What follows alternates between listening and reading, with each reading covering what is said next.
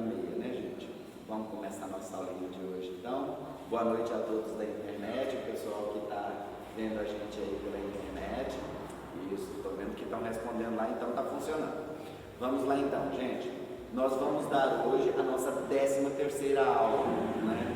Que é a aula sobre a apometria e a mediunidade. E aqui entra um grande problema, porque tem muita gente que vira e fala assim: ó, Daí, mas eu não tenho nenhum tipo de mediunidade ostensiva, eu não incorporo, eu não psicografo, eu não tenho visão, eu não tenho vidência, eu não tenho nenhum tipo de mediunidade ostensiva. Como que eu vou fazer para poder trabalhar na apometria? Gente, como sempre, todos sempre batem na tecla, todos nós somos médiuns. Uns vêm com a missão de trabalho mediúnico, então eles têm a mediunidade mais aguçada, realmente mais aflorada, certo? Mais forte, mais impulsionando mais a pessoa para o trabalho mediúnico, para o trabalho de assistência. E tem aquelas pessoas que brincam muito, né? Falam assim: eu sou médium pedra, aquele médium que não sente nada, que não mexe, que não faz nada. E aí a pessoa vai e se pergunta, vem e geralmente me pergunta: Daí, mas me diz aí, dá para alguém que não tem essa mediunidade ostensiva, que não incorpora, que não recebe doutor, que não psicografa, que não tem vidência, que não tem audiência, dá para ele trabalhar na apometria? Dá, e muito, mas muito mesmo. Então, aquela desculpa: eu não posso trabalhar na apometria porque eu não tenho mediunidade ostensiva, então eu não vou trabalhar na apometria. Aí a pessoa vai e deixa de cumprir um mandato mediúnico que poderia ser fantástico. Eu cito isso para vocês como um exemplo de uma senhora que tem lá no grupo Ser Humano. Ela sempre, assim, nasceu em berço kardecista e trabalhou dentro de centro espírita a vida inteira, mas sempre nas partes que não envolviam mediunidade. Aí ela um dia virou para mim e falou assim: Daí, eu fico insegura com relação à apometria, porque eu não tenho nenhuma mediunidade ostensiva. Como que vai ser para eu trabalhar dentro da apometria? Eu virei para ela e falei assim: olha, trabalha com o coração, basta se entregar de coração, não precisa se preocupar se tem mediunidade, se não tem, apenas sirva, aprenda, e aí coloque em prática. E essa senhora começou a trabalhar conosco desde o início. Ela foi uma das fundadoras do grupo de apometria. Ela começou a trabalhar conosco de início apenas como doadora. Ela doava ectoplasma, e toda vez que havia necessidade de aplicação de um passe, que na época nós ainda não trabalhávamos com reiki, com cura quântica, com cura prânica, com radiestesia, era só aquele modelo tradicional kardecista, passe. E aí todo mundo que ia receber o passe com ela falava: nossa, eu recebo o passe com ela e é tão gostoso o passe dela, me traz uma paz tão grande. Aí foi indo, a gente começou a incentivá-la a fazer cursos, e ela fez o curso do reiki nível 1, depois ela fez o reiki nível 2, e hoje ela é mestra em reiki. Depois ela fez o curso de cura prânica. Algum problema? Travou? Sim. Alguém fala oi aí para eu ver se está travando. Não, aí, está travado não. Aí, todo mundo me cumprimentou. Tá ótimo então. Certo. Eu peço a vocês que estão na internet para desligarem o áudio, tá bom? Para poder não dar interferência aqui, tá ok? Bem, vamos continuar. Aí ela fez o curso de cura prânica. Ela fez o curso de cura prânica, depois ela fez o curso de cura prânica avançada. Hoje ela tem cura prânica avançada. E ela falou assim: Daí, agora eu me sinto apta a fazer um curso de doutrinação, para eu me especializar em doutrinar. E ela fez o curso de doutrinação com a gente. Depois ela fez o curso de Umbanda, e foi, assim, praticando cada vez mais, se especializando cada vez mais. E hoje, gente, ela é uma das melhores doutrinadoras que tem no grupo. Todo mundo que trabalha com ela, todo captador que trabalha com ela, fala assim: olha, eu adoro quando ela vem doutrinar comigo, porque ela doutrina com tanto amor, ela faz as coisas com tanto carinho, e ela domina as técnicas de doutrinação com muita eficácia, e ela faz tudo o que ela faz com muito amor. Quando ela projeta um símbolo, quando ela projeta a cromoterapia, quando ela projeta um símbolo do reiki, é fantástico. E para vocês verem, igual tem muita gente que vira, já teve uma pessoa que virou para mim um dia e falou assim: Odair, eu sei que eu sou médium, eu sei que eu tenho mediunidade ostensiva, mas eu não me sinto pronto para poder estar praticando a mediunidade. Eu virei para ele e falei assim: olha, você tem 73 anos, eu acho que quando que você vai estar pronto para poder desenvolver a sua mediunidade? Eu não sei, eu não me sinto pronto não. E já teve uma outra pessoa que foi super interessante, que essa pessoa virou para mim e falou assim: Odair, eu acho que eu estou velha demais para começar a desenvolver agora. Eu acho que eu deixei o tempo passar e hoje eu estou velha demais para poder desenvolver a mediunidade. Então eu não vou mexer com isso agora não. Aí eu fui e usei como exemplo justamente essa senhora, que hoje ela tem 70 anos. Na época ela tinha aí por volta dos seus 64, 65 anos, quando ela começou a fazer o desenvolvimento dela. Então nunca é tarde. Tanto que hoje ela tem uma maca na casa dela que faz atendimentos terapêuticos na casa dela. Ela dá curso de reiki na casa dela, para vocês verem. E alguém que despertou-se para que existia algo mais, algo além do kardecismo, algo além daquele simples passe depois dos 60. Então não tem essa história de que eu estou novo demais para começar, eu ainda não estou pronto, igual eu já ouvi gente falar: mas é porque eu ainda não estou pronto, eu tenho só 30 anos. Ou então uma pessoa de 73 anos virar para mim e falar: eu ainda não estou pronto. Como tem gente que vira e fala assim: eu estou velho demais para começar.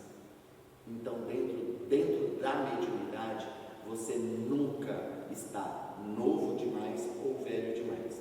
Claro, existem as exceções, como por exemplo no caso das crianças, né? Que a gente não vai botar uma criança para desenvolver a mediunidade e botar ela para ir trabalhar e doutrinar como magoeiro. A gente não vai fazer isso, a gente tem que ter um pouquinho de noção também. Mas dentro da apometria, a gente já começa a fazer o desenvolvimento mediúnico a partir dos 14 anos. Tanto que a gente quebrou até um tabu do kardecismo. O kardecismo sempre bate nessa tecla de que tem que começar depois dos 16 ou até dos 18, depende do centro, né? A gente começa lá no grupo Maria de Nazaré a partir dos 14 anos. Até os 14 anos a gente vai fazendo um trabalho de controle, de equilíbrio mediúnico para essas crianças, porque senão a criança pira também, né? Então a gente vai fazendo um controle, a gente não bloqueia, a gente não paralisa a mediunidade, porque isso é um perigo, isso traz problemas de saúde para a criança. Então a gente não faz isso, a gente atenua e trabalha, equilibra a mediunidade dessa criança, tá? E inclusive isso vai entrar dentro da próxima aula nossa, tá? Que é da aula sobre arte pura, para poder equilibrar e essa criança ir tendo uma qualidade de vida até chegar num ponto em que ela possa fazer o seu desenvolvimento. Isso aconteceu com a nossa filha, né? Nossa filha hoje já tem 19 anos e ela começou o desenvolvimento mediúnico dela aos 14. Hoje ela é uma trabalhadora do grupo Maria de Nazaré. Tem uma sobrinha nossa também, que hoje está com 15 anos, que ela também o processo dela foi o mesmo, e principalmente porque ela tinha hiperativismo, né? Então ela era uma criança ligada no 12 mesmo, então durante toda a infância dela, ela foi tratada dentro do grupo, até até ela inteirar os 14 anos. Quando ela começou a inteirar os 14 anos, aí a avó se incumbiu de trabalhar a mediunidade dela. Foi ensinar curso de reiki, foi dar os níveis de reiki para ela e tudo mais, trouxe ela mais para próximo, trouxe ela para dentro do grupo e hoje ela trabalha no grupo Maria de Nazaré. Aos 15 anos, trabalha conosco. Então, essa história de que tem que esperar ficar adulto para trabalhar? Não, de forma alguma. Então, eu quero deixar claro para vocês aqui que nós vamos quebrar esses 3 tabus hoje. O primeiro tabu é o de que médium que não tem mediunidade ostensiva não pode trabalhar. Pode e deve. Principalmente porque eu reparei o seguinte: às vezes um médium que tem uma mediunidade ostensiva, por exemplo, ele é empático, e aí ele vai participar do trabalho de apometria como doutrinador. Ele está lá doutrinando e de repente ele começa a entrar na frequência da empatia, da frequência da pessoa que está sendo tratada, e ele passa mal. Ele começa a sentir o que a pessoa sente e passa mal. Agora, aquele médium que não tem a mediunidade de empatia, que vai seguindo somente a sua intuição, os seus conhecimentos e doando a sua energia, ou doando aquela energia que ele aprendeu com o tempo, através do reiki, da cura quântica, da cura prânica, da cura xamânica, ele vai desenvolvendo as suas capacidades e vai utilizando isso aí. Gente, ele vira um excelente doutrinador. Aquele médium de doação de energia, que é aquele que muitas vezes a pessoa fala: Odair, eu venho para a mesa, mas eu fico constrangida porque eu não faço nada, eu só fico ali. Eu falo: mas você está fazendo algo muito importante, você está doando energia para que o trabalho aconteça, para que o trabalho se realize. Então não fica constrangido, com certeza você está tendo uma utilidade fantástica, não só para o grupo, mas também para a espiritualidade. Inclusive já teve uma pessoa que virou para mim e falou assim: eu vou para a mesa e durmo. E aí eu fico constrangida porque eu vejo que está todo mundo pau caindo a folha, o trabalho a 100 por hora e eu dormindo. Quando eu acordo assim, o tratamento já passou. Aí eu falei para ela: e você acha que você não está trabalhando? Muito pelo contrário. A espiritualidade vem, te desdobra, você se desdobra, tem um desdobramento de corpos, isso aí a gente estudou. Oi, parou não, né? Tá dando uma paradinha. Faz o seguinte, alguém vai fazer uma pergunta aí, só para a gente ficar parado aqui, até a gente ver o que está acontecendo com o áudio. Certo. Vocês têm alguma dúvida aí do que ele já falou? Alguma dúvida sobre o que eu falei? Não, né? Ótimo. Então a gente vai batendo na tecla com relação a isso aí. Aí, o que acontece? A pessoa que tem uma mediunidade de desdobramento, por exemplo, ela sai do corpo e vai para o plano espiritual trabalhar. Então ela está dormindo ali, o físico está dormindo, mas o espírito está trabalhando, o espírito está estudando. Então, vai por mim, a pessoa está servindo, a pessoa está trabalhando. Então, quebra esse tabu de que médium, para trabalhar dentro da apometria, tem que ter mediunidade ostensiva. Não é necessário isso, ok? Quebra esse tabu. Segundo tabu, não existe idade limite para se desenvolver a mediunidade. Não tem esse negócio de eu estou velho demais, não existe esse negócio de eu estou novo demais. Pode continuar, né? Não existe esse negócio de estou novo demais para desenvolver a mediunidade, ou estou velho demais para desenvolver a mediunidade. Igual eu falei para vocês, a pessoa chega, aí ela fala: eu só sou doador de ectoplasma. Ótimo, já é um médium de apoio. Aí depois ele aprende a fazer, por exemplo, o reiki. Ótimo, então ele já aprende a aplicar o reiki. Aí depois ele resolve: eu quero fazer um curso de cura quântica. Aprende a utilizar os merkabas da cura quântica. Eu quero aprender a fitoterapia. Igual tem uma irmã nossa que está aprendendo a fitoterapia, né? aliás, não é nem fitoterapia, fitoenergética. Ela fez um curso de fitoenergética. E hoje ela trabalha com fitoenergética dentro do trabalho da nossa casa. Então, vocês veem que o leque é muito grande de opções para que uma pessoa trabalhe dentro da apometria. Eu não sei se você se recorda de uma pergunta que eu te fiz há algum tempo, onde eu relatava para você a situação que eu tinha mediunidade de visão e ela foi bloqueada. Eu não consigo ver mais nada. Sei que ela existe, mas não bloqueada. Por que existem essas situações de bloqueio e mediunidade? Para que você tenha pelo menos um pouco de qualidade de vida. Se você não desenvolve, não trabalha, não aperfeiçoa para você controlar, igual por exemplo, quando você tem a clarividência e você vê o tempo inteiro, mas você não consegue ter equilíbrio sobre essa clarividência, sua vida é uma tortura. Você está dentro do banheiro vendo o espírito, você está dirigindo na rua vendo o espírito. Já aconteceu de pessoas assim, está dirigindo quando está no meio do nada, chama o pé no freio de uma vez. Ai, eu vi uma pessoa, uma mulher no meio da rua gritando. E todo mundo que estava no carro, que?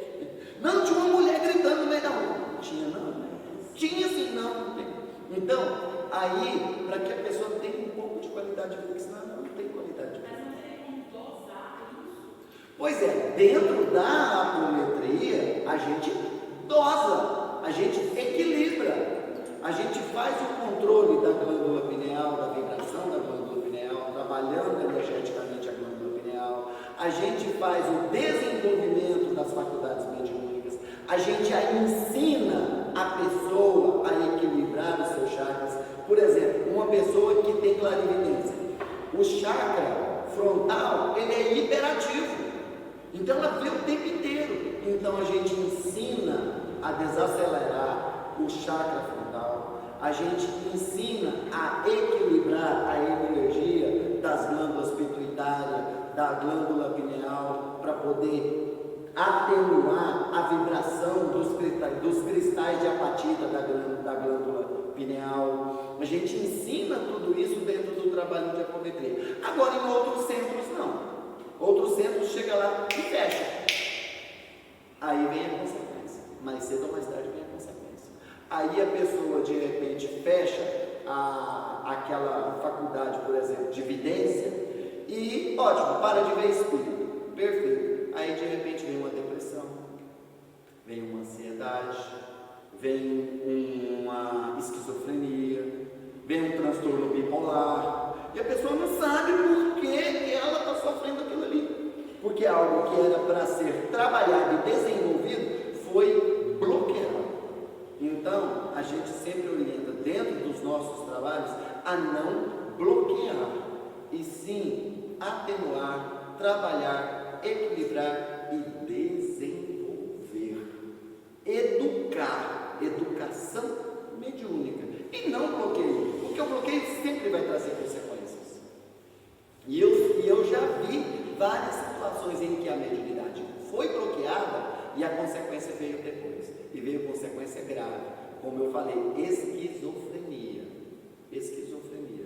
porque a pessoa tinha mediunidade, ainda na adolescência, levaram essa pessoa num centro X, chegou lá nesse centro X, não, tem que fazer um trabalho para fechar a mediunidade dela, ótimo, fechou a mediunidade, ótimo, essa pessoa ficou com a mediunidade fechada, da adolescência até a idade adulta, quando já estava ali com seus 27 anos, a mediunidade fez assim, ó, de uma vez.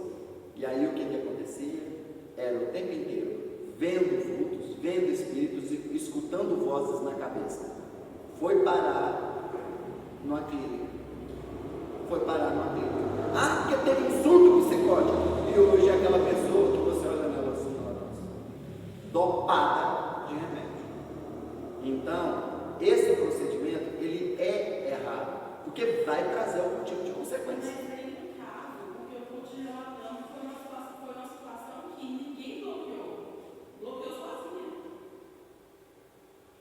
Olha, geralmente. Oi? A falta de treinamento parecido. Isso acontece, normalmente você vai perder. Quando você pensa assim, ó, você tem uma ferramenta. Essa ferramenta é dada a você, por exemplo, um enxada. para você capinar com essa enxada. Se você pegar essa enxada e for capinando com ela, lavrando a terra, você vai plantar, você vai produzir naquela terra ali, vai manter o terreno limpo, vai capinar tudinho, carpir tudo, perfeito, maravilha. Agora, se você pega essa enxada e encosta ela no canto, essa enxada vai enferrujar. Ela vai enferrujar, o cupim vai vir, vai comer o cabo da enxada. Essa enxada vai enferrujando, vai dissolvendo, vai desintegrando ali, até desaparecer. Então, o ideal é, tem mediunidade, desenvolve, estuda, conhece e aplica. Porque a partir daí, ela só vai crescendo, só vai aumentando, só vai melhorando. Porque não existe médium desenvolvido, existe médium em desenvolvimento. O médium se desenvolve a vida inteira. Então, a mediunidade só vai se expandindo, só vai crescendo, só vai evoluindo e não estagna. Então, talvez possa ter acontecido isso, pelo fato de não estar utilizando, pelo fato de não ter uma serventia, a sua enxada enferrujou. Ah, daí eu perdi de vez? Não. Talvez haja a possibilidade disso retornar. Como? Você fazendo um trabalho de desenvolvimento mediúnico, expansão do chakra, para descalcificação dos cristais de apatita, da sua pineal. E inclusive esse pode ter sido um dos fatores para que esse bloqueio tenha acontecido. A sua glândula pineal, os cristais de apatita foram calcificados. E aí eles pararam de refletir a luz do plano espiritual, e aí você parou de ver. Pode ser isso também. Alguma medicação que você tomou e que era muito rica em cálcio ou em... Como é que é o nome daquele negocinho que coloca no creme dental? Flúor. Ou então uma medicação rica em flúor. Ou então a água que você bebia ser muito forte em flúor. Igual já, pelo menos lá na minha cidade, aqui em Goiânia é muito raro isso acontecer, mas lá na minha cidade era muito comum a gente abrir a torneira de manhã para pegar a água sair branquinha mesmo. Aí a gente deixava um copo ali, a gente via que aquilo ali borbulhava, e aquilo ia subindo, até desaparecer. Aquilo ali é um veneno. Aquilo ali, para calcificar a glândula pineal, é muito forte mesmo. Então pode ter acontecido uma dessas duas situações com você: uma medicação que você tomou, ou o flúor que você ingeriu, ou o cálcio que você ingeriu, que calcificou os cristais de apatita da sua pineal. Ou, igual eu falei para você, mediunidade sem uso, enferrujou, certinho? Então pode ter acontecido uma dessas duas situações aí, ok?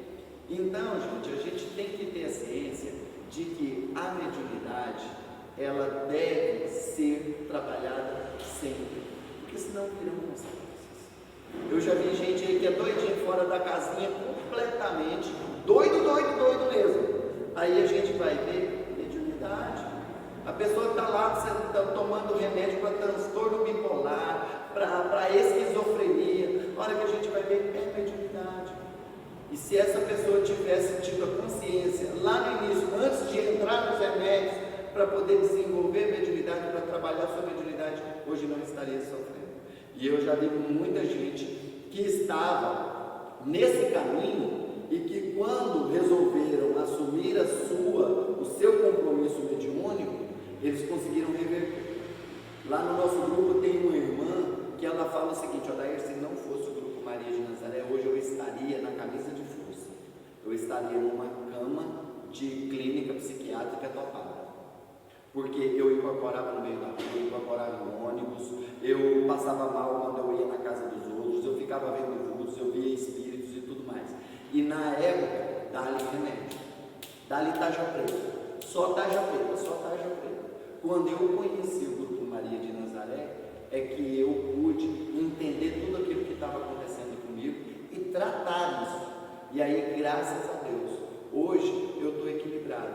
E para vocês fazerem base, também é uma médium que trabalha recebendo entidades e fazendo atendimento no nosso trabalho de Umbanda hoje. E está super bem, super equilibrada. Ela é meio bruxinha, mas é uma excelente médium, maravilhosa, uma pessoa que se dedica com muito amor mesmo. E é fantástico. Oi? Ah, pensei que tinha alguma pergunta. Então, gente, é importante a gente entender isso aqui, com relação à apometria e à mediunidade. Eu já deixei claro para vocês que dentro da apometria, a mediunidade, ela é presente e nas suas mais diversas situações, nas mais diversas nuances, inclusive aquela pessoa que acredita piamente que não é médium, vai trabalhar dentro da apometria. Trabalha dentro da apometria que você vai ver que com o tempo vai desenvolver, sim, vai desenvolver as suas faculdades, sim. Então, a gente tem essa noção de que dentro da apometria, todo ser humano é médium, inclusive até animais. A gente já viu, a gente brincou muito com isso, com relação a isso lá no nosso grupo, que a gente falava que a gente tinha uma cachorrinha, Lili, e a gente falava que ela era a terapeutazinha do grupo e que ela tinha uma mediunidade incrível. Gente, todo dia de trabalho, a hora que a gente ia encerrar o trabalho, que a gente fazia o círculo de orações, a Lili vinha, entrava no círculo e deitava no centro. Toda vez ela participava do encerramento dos nossos trabalhos. Tanto que depois que ela faleceu, o pessoal sentiu falta da presença dela nos nossos trabalhos. Incrível. Então, a mediunidade é isso aí, gente. A faculdade mediúnica, o conceito de faculdade mediúnica, de mediunidade, é ser medianeiro, ser o ponto de conexão entre o plano físico e os outros planos superiores, as outras dimensões, da terceira dimensão com a quarta, quinta, sexta, sétima. Igual, por exemplo, já teve uma pessoa que falou para mim que a minha filha, quando ela estiver pronta, ela vai ter a capacidade de se conectar com espíritos até da 16ª dimensão. Para vocês verem que maravilha, né? Olha só, ela vai ver espíritos assim, ó, ela vai ver anjo, ela vai ver arcanjo, ela vai ver espíritos super evoluídos. Mas a entidade falou assim, ó, vai ser gradativo, vai ser devagar, não vai ser de uma vez, para não assustar ela. E aí está lá trabalhando com a gente, ela camboneia, que é uma gracinha, auxilia em todos os trabalhos da casa, é maravilhosa, graças a Deus. Então, sou médium, o que eu faço? Bloqueio? Não, eu desenvolvo, eu estudo a mediunidade, eu vou fazer esse estudo sobre o que é a mediunidade, quais as faculdades que eu tenho mais desenvolvidas, quais as faculdades que eu posso desenvolver. Se eu falo assim, eu não tenho nenhum tipo de mediunidade ostensiva, então vai aprender a doutrinar, vai aprender a aplicar passe, vai aprender reiki, que você vai ver que com o exercício as suas faculdades vão sendo aprimoradas e vão sendo desenvolvidas. E aí aquele médium que achava que era um médium porta, que não sentia nada, com o tempo ele vai passar a sentir. Ele vai passar a ter intuições.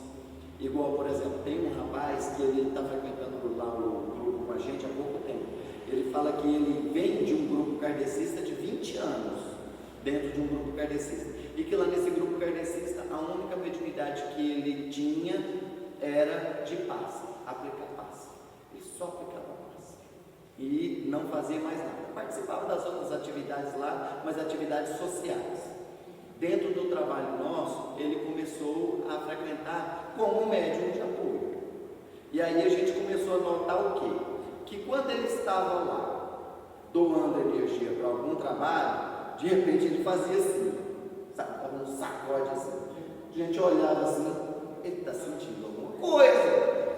Esses solavancos aí, a gente fala, né, que circuitou, esse circuito dele aí, tem alguma coisa aí, e a gente vai trabalhar isso nele. Tem pouco tempo que ele está no grupo, então e veio a pandemia, então impediu que ele fizesse um desenvolvimento maior, mas a gente percebeu que ele tem algum tipo de sensitividade.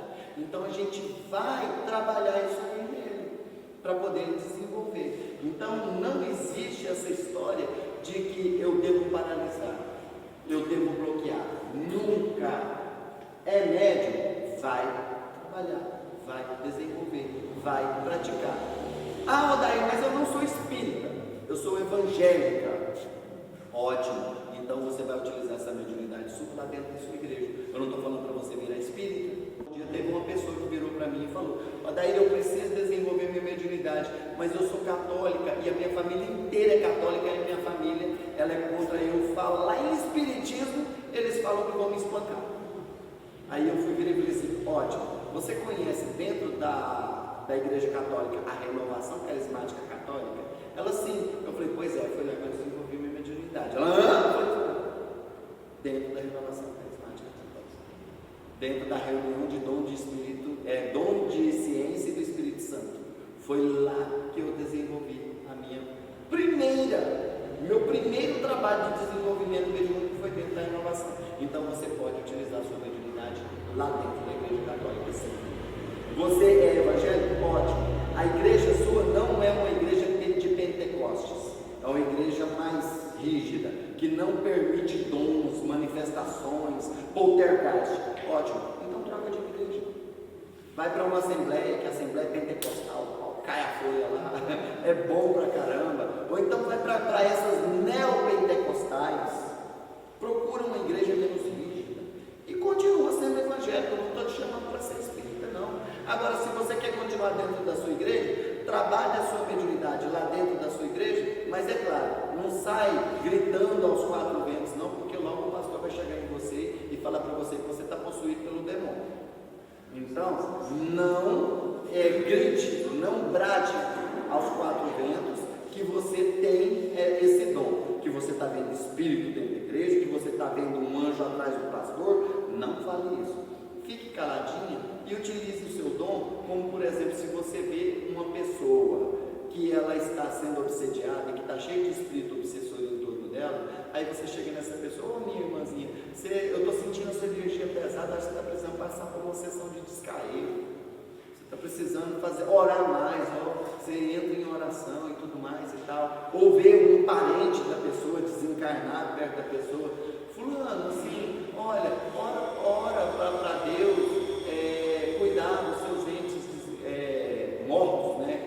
Não fala desencarnado, dos seus entes mortos e tudo mais, porque funciona, dá para trabalhar. E isso aí eu cito o exemplo também, igual por exemplo a minha mãe. A minha mãe, ela tem uma mediunidade muito forte, mediunidade de efeito físico.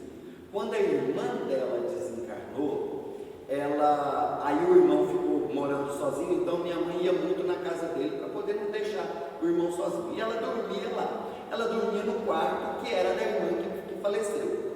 Era batata. Ela deitava na cama, começava a dar estralos na cama. Ela acordava com os estralos, sabe? Aí ela assustava assim: bateram na cama. E ela começou a ficar com medo disso. Aí ela chegou em mim e me pediu: Odair, pelo amor de Deus, você que não tem medo dessas coisas, eu morro de medo, conversa com a minha irmã e explica para ela. Olha só, evangélica, explica para ela, pelo amor de Deus, para ela não aparecer para mim, porque se ela aparecer para mim, eu morro ali, aí é as duas mortas. Então, pelo amor de Deus, fala para ela não se manifestar para mim, para ela parar de se manifestar para mim. Olha só que interessante. Aí nós falamos: não, então tá bom, mano. Se a senhora autoriza, a gente vai tentar entrar em contato com minha tia. Aí a gente abriu a frequência da minha mãe com um trabalho de apometria e veio a manifestação da minha tia. A minha tia virou e falou assim, que a minha mãe falou assim: ela está pedindo oração? Ela está pedindo para orar por ela? Me diz o que é. Minha tia veio no aparelho mediúnico de uma pessoa e falou: não sou eu quem está precisando de oração, é o nosso pai. Nosso pai que desencarnou há mais de 40 anos atrás é que está precisando de oração. Ele está precisando muito, e também do nosso perdão. Então conversa, fala para ela conversar com os irmãos, para os irmãos perdoarem ele, porque a culpa está corroendo ele no plano espiritual.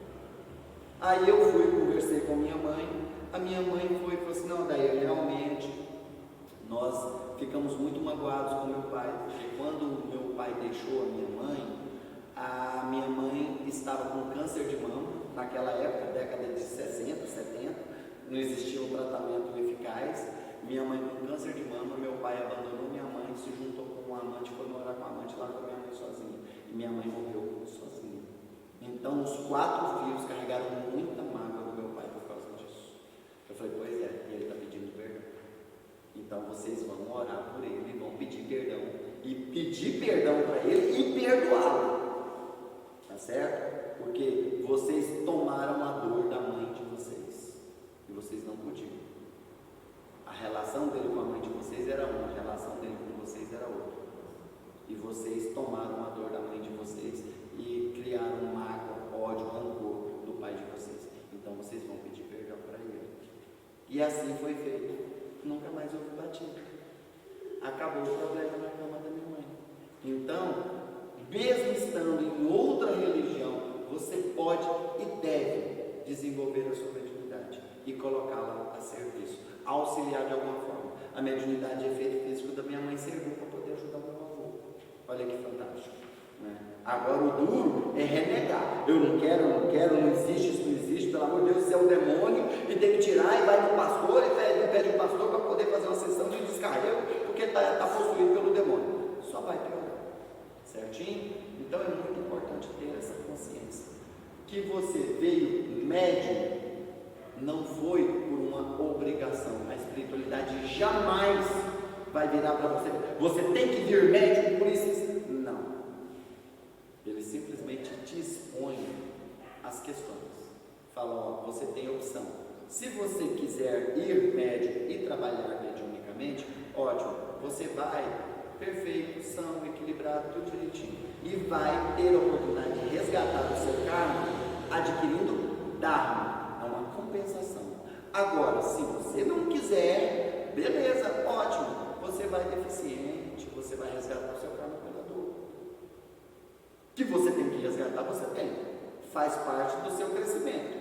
Você plantou, você vai colher. Aí agora você escolhe a forma que vai ser essa colheita. Se vai ser pelo amor ou se vai ser pela dor.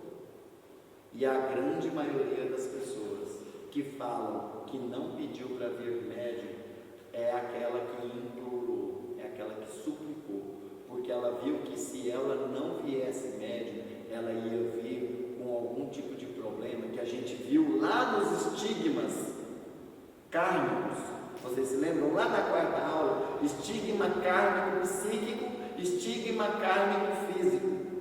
Ela viria com estigma kármico. Então ela implorou, que ela viu, ó, se você não quiser médium, beleza, você não vai médium, mas você precisa purificar essa energia negativa que você veio adquirindo e acumulando aí durante várias encarnações.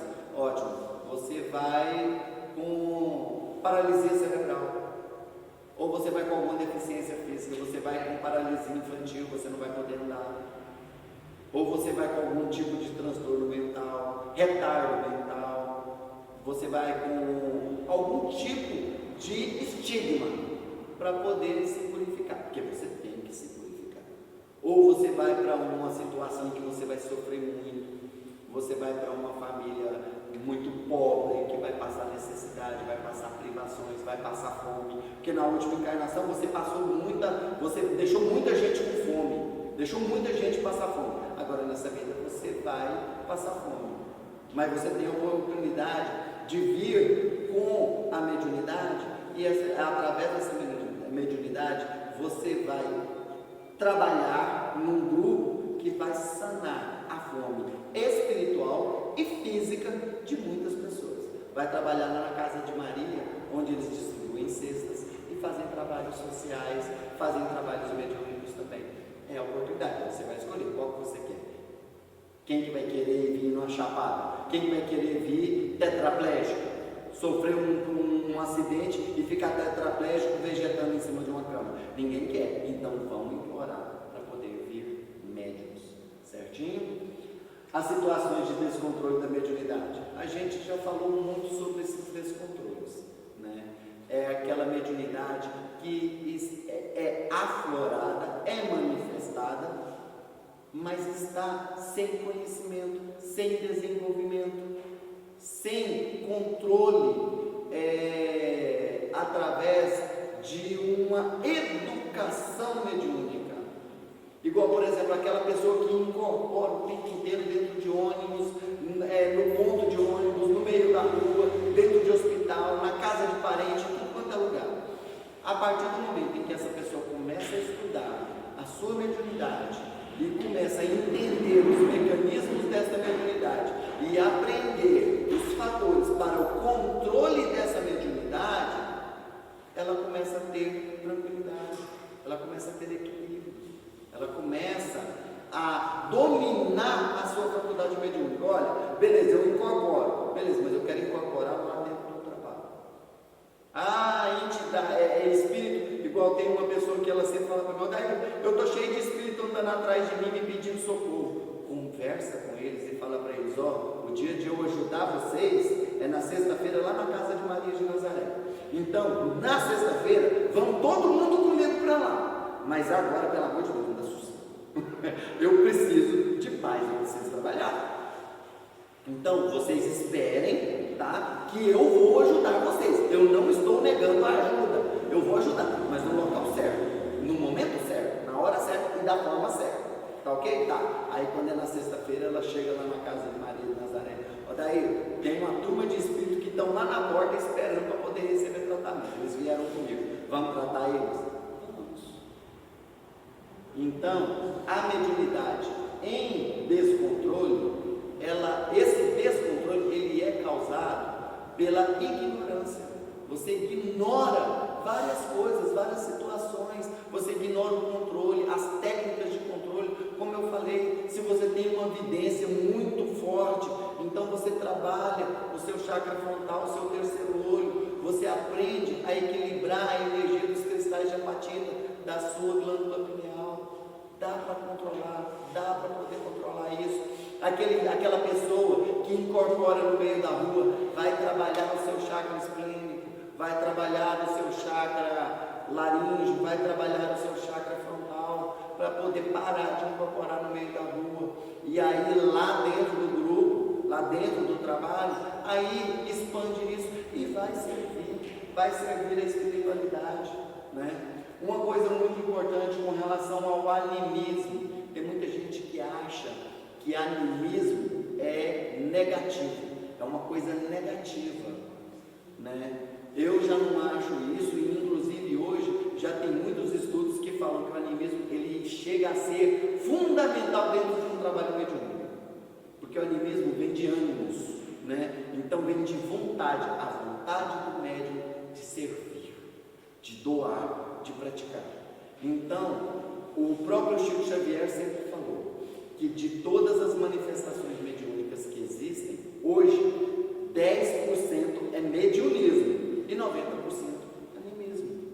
Vem do ânimo, vem da vontade do médium de trabalhar. Então, o animismo, ele é fundamental. O que a gente deve evitar é que o animismo descontrolado ele se torne mistificação, porque existe uma diferença entre o animismo descontrolado e a mistificação. Existe uma diferença muito grande, porque a mistificação é aquela situação em que não há nenhum tipo de manifestação e o médium faz de conta que há. Por exemplo, não tem nenhum espírito de preto velho se conectando com ele e ele faz de conta que está recebendo o preto velho. Não existe, o mentor da casa não está se manifestando através dele e ele está fazendo de conta que está recebendo o mentor da casa. E infelizmente acontece, porque igual, por exemplo, eu já vi questões de mistificação em que a pessoa queria estabelecer uma determinada regra dentro da casa que ela dirigia. Aí, num determinado momento, essa pessoa recebeu a dirigente espiritual da casa, que era uma preta velha, avó X, e essa preta velha trouxe determinações que iam assim contra os princípios da casa. Aí o pessoal ficou assim, mas como assim? Mas era o quê? Era o interesse daquele dirigente que estava prevalecendo ali. Então ali existia uma situação de mistificação. E médium que tinha evidência, olhou e viu que não tinha nada, é igual a gente brinca, não tinha um fiozinho de luz, nada conectado com ele, já virou e falou assim: isso aí não é a avó fulana, não. Isso aí é ele quem está querendo ditar as regras que ele acha que são corretas. Igual aconteceu com essa situação. Ele queria, assim, o interesse era financeiro, sabe? Não para ele, mas um interesse financeiro que estava, assim, se sobressaindo ao interesse espiritual dentro daquela casa. Ele estava querendo fazer uma obra gigantesca lá, então ele decidiu que a renda daquele grupo seria destinada para essa obra, que era uma obra assim desnecessária, né? Que isso os próprios membros falaram para mim, que era uma obra desnecessária, mas ele queria que essa obra acontecesse assim, para que o centro dele ficasse bonito, ficasse na moda, popstar, colocar até mármore nas paredes. Uma obra de 100 e tantos mil reais, colocar até mármore nas paredes. Para quê? Para que o centro ficasse composto. Isso era coisa do médium, certo? Então nós temos que definir o que é animismo e o que é a mistificação, o misticismo, certo? A gente tem que, assim, desmembrar isso aí. A mistificação é quando não há nenhum tipo de manifestação. Já o animismo não, existe a manifestação. Sim, seja através do ânimos, ou seja, pelo amparo da espiritualidade.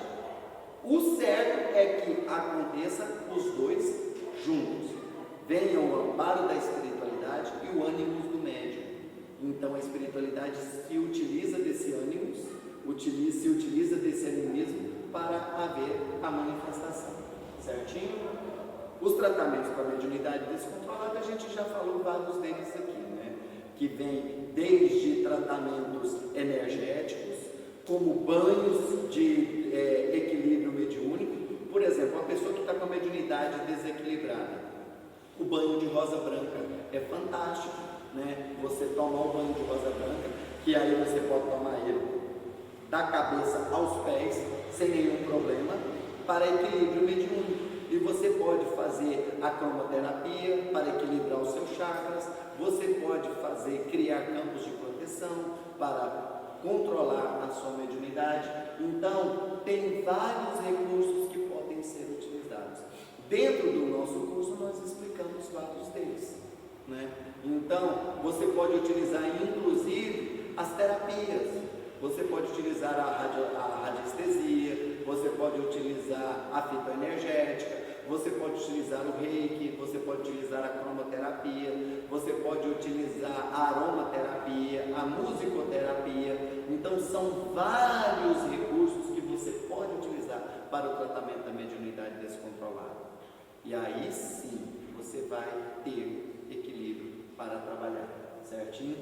O médium que não incorpora é o médium que vai servir para qualquer outro tipo de trabalho dentro da casa. Que trabalha lá na mesa, não. Ser médium, até aquela pessoa que lava o banheiro é médium da casa. Aquele porteiro que fica lá no portão é médium da casa. Aquele que fica lá no estacionamento guardando os carros dos consulentes é médium da casa. Todos são médiums. E todos merecem ser tratados com todo amor, com todo carinho, com todo respeito. E também participar dos cursos de desenvolvimento da casa. Porque, com certeza, com a prática, eles vão desenvolvendo suas faculdades mediúnicas. Então, é muito importante. O efeito de arraste do espírito desdobrado é aquela questão que a gente fala muito da ressonância, que a pessoa fica depois que ela recebeu algum espírito para tratamento. Aquela pessoa que é médium de captação psíquica e ela fica na mesa e aí durante o trabalho mediúnico ela recebe um espírito que estava em muito sofrimento, que sentia muita dor, que estava em muito sofrimento. Aí a hora que aquele espírito é doutrinado, tratado, encaminhado e levado para as colônias espirituais ou para os hospitais espirituais, aquele médium fica com ressonância. Então o que acontece? Aquela pessoa fala assim: Odair, eu não estou me sentindo bem ainda, eu ainda estou sentindo as energias que aquele espírito estava. Aí a gente vai lá e faz um trabalho de dispersão energética. A gente fala: olha, é porque você ficou aí com resquícios da energia daquele espírito, então vamos fazer essa limpeza, vamos fazer esse trabalho de limpeza. Aí limpa, esteriliza, trata, desinfeta, faz tudo que tiver ao seu alcance para poder aquela pessoa equilibrar. Aí vai lá naquele local, emite luz, equilibrando a energia, trata o chakra daquela região ali, faz um equilíbrio para que essa pessoa fique bem, certinho? Algo muito importante sobre a questão da mediunidade é que eu já vi algumas pessoas virarem e falarem assim: daí, com relação à mediunidade, o que deve ser feito? Porque se eu não praticar a mediunidade, o que acontece? Aí a gente até brinca que aqui no material de estudo tem 3 situações com relação a uma pessoa que tem mediunidade e que essa mediunidade vai ser utilizada de acordo com o livre-arbítrio da pessoa. A primeira situação é aquele médium que tem a mediunidade, mas decide não trabalhar, decide não servir, não quer. Vai ter consequência. Vai ter consequência psíquica, vai ter consequência emocional, vai ter consequência física para ele. Essa é a primeira situação. Então, é o ponto ruim, é a má, vamos dizer assim, a situação ruim para quem não quer trabalhar a mediunidade. Vem a segunda situação, que é aquela pessoa que trabalha mediunicamente, mas sabe aquele médium meia boca, que trabalha só de acordo com a conveniência. Então ele não põe a sua faculdade mediúnica 100%, ele não se empenha 100%, e aí vai ter consequência também, mas menos grave. É igual aquela situação que foi falada, que se conta esse mito aí nos meios espíritas, né? De um rapaz que na sua última encarnação ele tinha uma mania bem feia de amputar os membros dos seus adversários, cortava os braços dos seus adversários. Aí ele veio para o plano físico com essa carga kármica estabelecida. Ele teria que perder o braço para resgatar o karma que ele tinha contraído na sua última vida. Mas ao chegar aqui, ele foi trabalhar mediunicamente, entrou no grupo espírita, foi fazer a caridade, trabalhou mediunicamente, serviu ao próximo e tudo mais. Quando veio a ocasião do resgate kármico, então ele perdeu apenas um dedo. Era para ele perder o braço, ele perdeu apenas um dedo mindinho, né? Então, aquilo ali foi maravilhoso. Se ele tiver, quem sabe, se ele tivesse se dedicado ainda mais, ele não tivesse perdido nenhum dedo. Talvez ele perdia a unha ou até não perdia nada, né? Então, se ele se dedicar, ele vai ter um resultado. Quanto maior a dedicação, menos sofrimento ele vai ter, menos ele vai sofrer as consequências do seu karma adquirido lá no passado.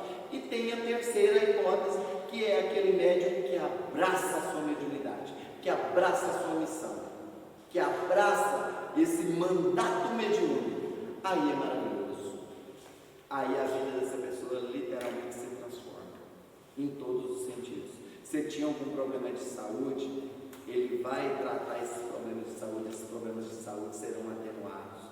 Se ele tem algum tipo de problema financeiro, a espiritualidade superior não vai deixar as coisas faltarem na vida dele, vai deixar ele bem, porque ele vai ter que se dedicar ao seu mandato mediúnico. Então a espiritualidade não vai deixar ele passar necessidade, tendo que trabalhar como um louco para poder se sustentar, para poder manter a família. Não, a espiritualidade superior vai permitir que ele tenha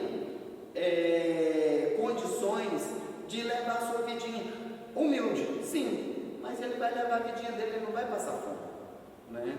Eu falo muito isso para as pessoas com relação à questão minha e da Cássia. Gente, eu sou policial militar. A Cássia é professora de escola particular. A gente ganha pouco, mas o dinheiro literalmente se multiplica nas nossas mãos. É incrível a prosperidade que nós temos na nossa vida. É fantástico mesmo. Então, eu tenho plena certeza de que a espiritualidade me protege nesse sentido. Que aí eu não preciso ter 2, 3 empregos para poder manter minha família, para manter o sustento da minha família. Eu consigo manter o sustento da minha família com apenas um emprego e podendo trabalhar espiritualmente. Minha saúde, desde criança, sempre fui muito doente. Depois que eu comecei a trabalhar mediunicamente, lá nos 26 anos que eu já contei a história para vocês, depois disso, a minha saúde vem melhorando dia a dia.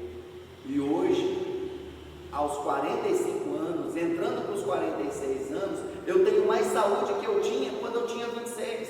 20 anos depois, eu estou mais saudável do que naquela época.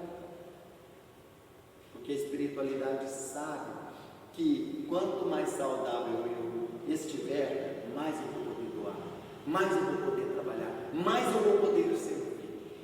E aí é onde a gente vê, por exemplo, um exemplo que ficou claro aí para todo mundo esses dias, né? Tio Cleobaldo. Tio Cleobaldo pegou Covid-19, mas o trabalho dele é tão maravilhoso, é tão essencial para a espiritualidade, que mesmo ele sendo velhinho daquele jeito, ele se recuperou super bem. Inclusive até mandou um vídeo agradecendo as orações, agradecendo as vibrações de todo mundo, falando, ó gente, eu estou bem. Para vocês verem, a espiritualidade protege, gente.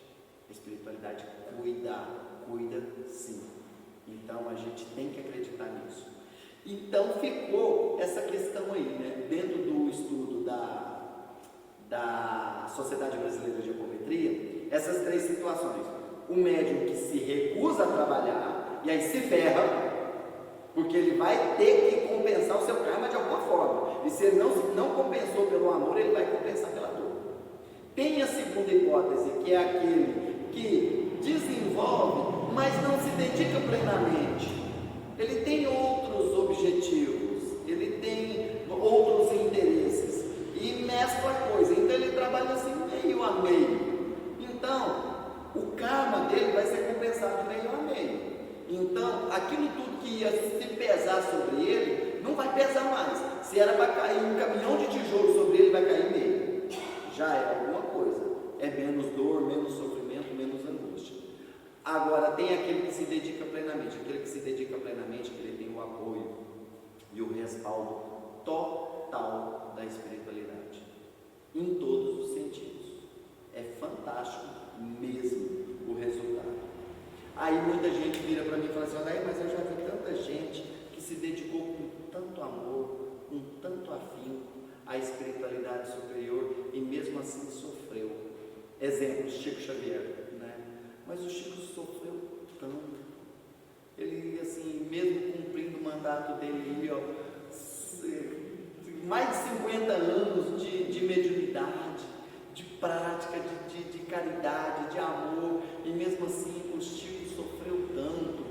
Bem, existem aqueles casos em que você lá no passado contraiu tanta dívida, mas tanta dívida, que aí há necessidade de você acabar passando por uma depuração sim. Mas o caso do Chico é um caso bem especial que eu sempre deixo claro.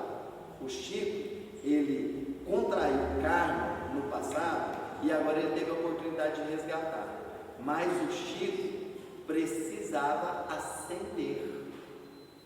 Então ele tinha que, naquela única encarnação, assim, limpar tudo que estava para trás. Limpar tudo que estava para trás. Porque o Chico literalmente ascendeu na sua última encarnação. Ele conseguiu completar o seu processo de ascensão. Então o Chico agora, ele só reencarna na Terra se ele quiser. Ele saiu da roda de Sansara. Ele saiu da roda das encarnações, porque ele se limpou completamente. E ele quis, foi ele que quis, ele quis que isso acontecesse numa única encarnação. Ele quis que isso acontecesse numa única encarnação, uma única. Então, caiu uma folha para o lado dele, sim, mas isso nunca foi obstáculo para ele trabalhar, isso nunca foi obstáculo para ele servir.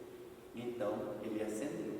Né? Alguns creem que ele é da ordem dos Kumaras de Vênus, e eu acredito nisso também, que ele é da grande fraternidade branca, e ele é um dos Kumaras de Vênus. Né? Então, eu acredito nessa hipótese, que aí ele ascendeu agora nessa encarnação, justamente para que ele voltasse à condição de Kumara. Né? Então, e aí ficou só essas três, né? Essas três hipóteses. Mas aí eu fui e falei assim, não gente, está errado, tem uma quarta, porque é o seguinte, é a ótima oportunidade, é a oportunidade mais ou menos, e a oportunidade ruim. São os três caminhos. Tem o caminho ótimo, que é aquele que se dedica 100%, o caminho mais ou menos, que é aquele que é o médio meia boca, e aquele que se recusa, o caminho ruim, que tem consequências, certo? Eu fui elaborei um quarto caminho. Aí o povo fala assim, mas o que é isso? Eu falo assim, é o caminho nível hard, é o caminho que é péssimo, é horroroso. É quando a pessoa utiliza a sua mediunidade para fins escusos. É quando a pessoa utiliza a sua mediunidade para a prática de magia negra, para fazer mal às pessoas, para ganhar dinheiro. Outro dia mesmo, não sei se você viu um texto que lançaram lá naquele grupo que a gente frequenta, de uma mãe de santo que está sendo investigada pelo Ministério Público por pedir a bagatela de 700 mil reais por um trabalho de magia. Você viu, não viu? 700 mil reais por um trabalho de magia. E já teve um outro grupo em Minas que estão sendo processados também por terem pedido 300 mil reais para uma pessoa, alegando que ia curar essa pessoa de câncer. E aí eles pediram 300 mil reais para pessoa. Gente, esse caminho é doloroso. Esse caminho é o que eu falei, é o nível hard. É o horroroso. Ele está bem pior do que o ruim, porque a consequência vai ser gravíssima. A grande maioria dessas pessoas, gente, paga pelos seus erros ainda em vida. E mesmo depois que desencarna, aí vem a consequência. E hoje não está tendo escolha não, gente. Quem faz mau uso da sua mediunidade é exílio. Não tem conversa. É exílio. Eles serão exilados. Quem faz o mau uso da mediunidade é exilado. Sim. Está falando do animismo e da mediunidade descontrolada, mas existem médios assim que, vamos dizer, se envolveu na mediunidade, tem os guias lá correlatos, e por um dado momento na vida foi descontrolado, por alguma coisa que aconteceu. Aí a pessoa começa a usar muito animismo, como ela não está bem, está cheia de mágoa, não sei o quê, começa a usar, tem essa intenção.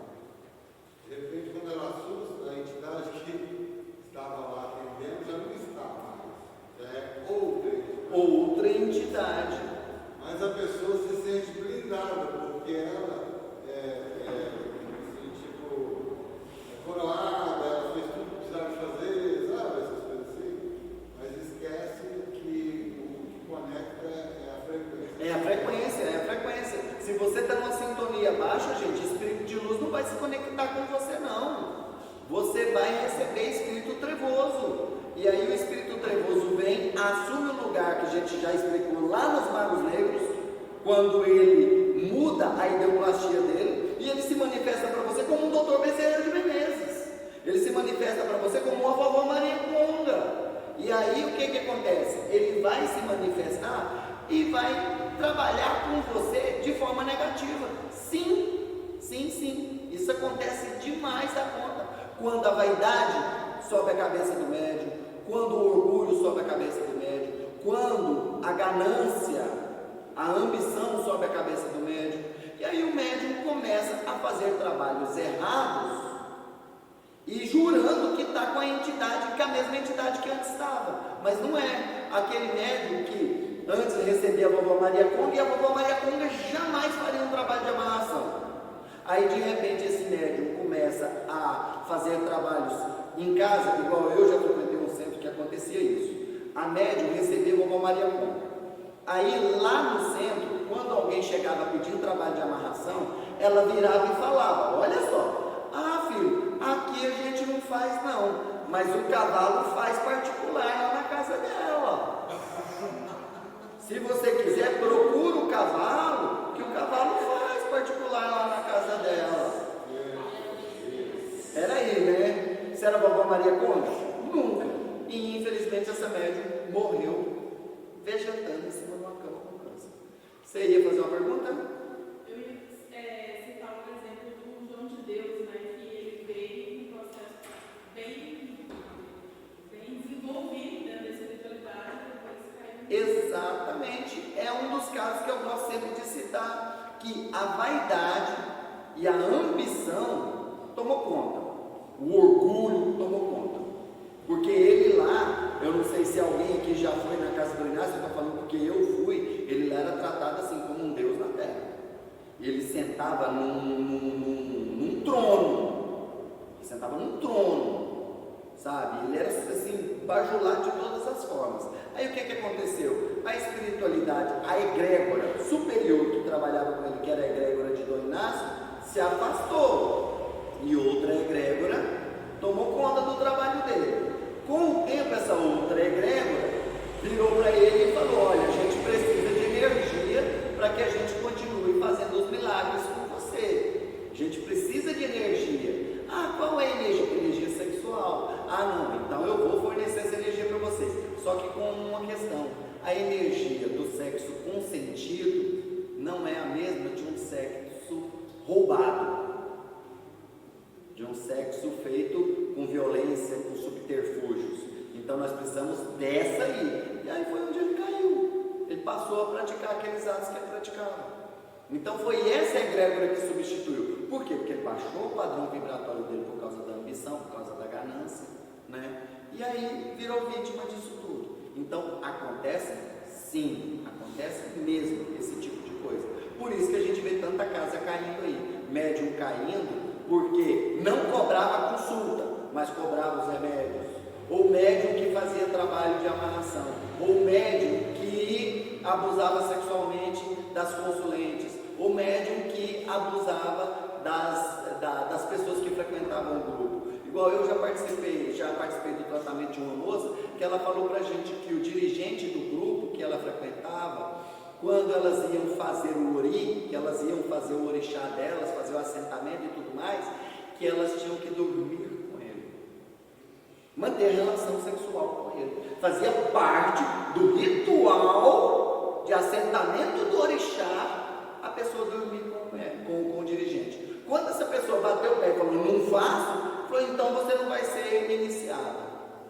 Então você não vai ser iniciado. E ainda fez foi ficar amaldiçoando ela, jogando praga. Você vai sofrer, você vai comer na tábua, você vai isso, você vai aquilo, não sei o que, não sei o que, não sei o que. E infelizmente, isso aí tem entidade de luz com médium desse? Não, não tem.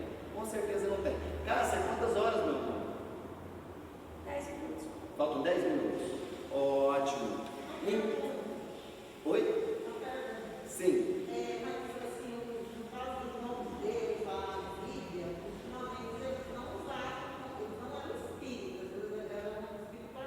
Eles nunca foram espíritas. Certo. Realmente, eles nunca foram espíritas. Eles nunca se denominaram espíritas. Inclusive, o João de Deus sempre se denominou. Já vi entrevista dele e ele falando: eu sou católico. Eu sou católico, sou devoto de Nossa Senhora, não sei de quê. Eu acho que Santa Luzia, sei lá, alguma coisa assim. Se você...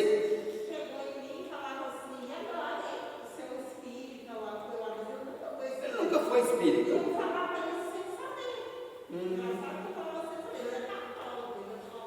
Exatamente, o seu João nunca foi espírita, ele nunca foi, certo? E a gente vê isso aí, gente, essas quedas, não é só tem que ser espírita não, gente. A gente viu outro dia um pastor aí, o Santa Cruzada de Assédio, assediando as moças da igreja dele, e a gente vê outros sendo acusados de estelionato. Tinha um vendendo feijão milagroso outro dia, feijão que cura Covid, o outro vendendo máscara invisível, aquele da máscara invisível comigo, por exemplo, aquela na verdade ele é um comediante, viu? Ele é um comediante, é o pastor Adélio, ele, inclusive eu sigo ele no YouTube, assim, o canal dele é de crítica às religiões. Então ele tem um canal de crítica às religiões, todas, aí ele xinga todas. Aí ele é um canal humorístico, ele faz com humor, tá? Deixar bem claro isso que é aquilo, que senão depois o povo vai estar jogando praga nele. Não, ele é um humorista. Mas teve pastor vendendo água que curava Covid. E isso aí agora está sendo tudo investigado pelo Ministério Público, para vocês fazerem uma base. Então, gente, isso não é mal só do centro de Umbanda, do centro kardecista, do centro de candomblé.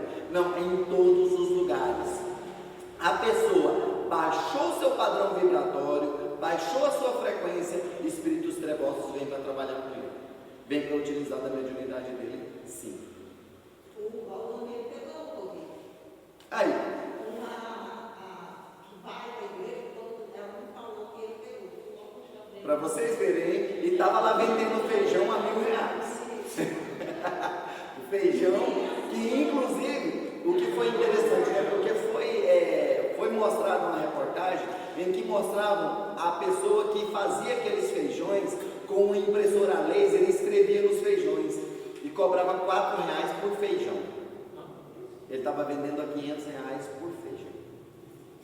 Então, para vocês fazerem uma base, né?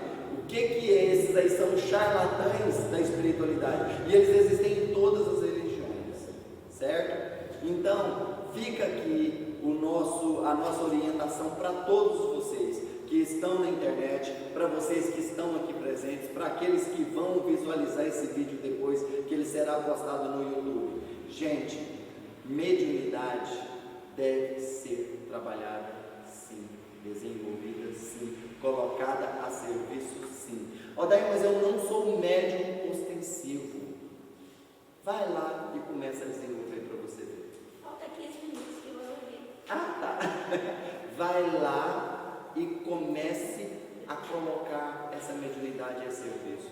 Igual eu falei, aplicando um reiki, fazendo uma cromoterapia, criando um MOF, com cura prânica, com cura quântica, que seja um médium de apoio dentro da casa, que seja aquele médium que vigia o estacionamento, que seja aquele médium que fica na porta, que seja aquele médium que trabalha lavando o banheiro.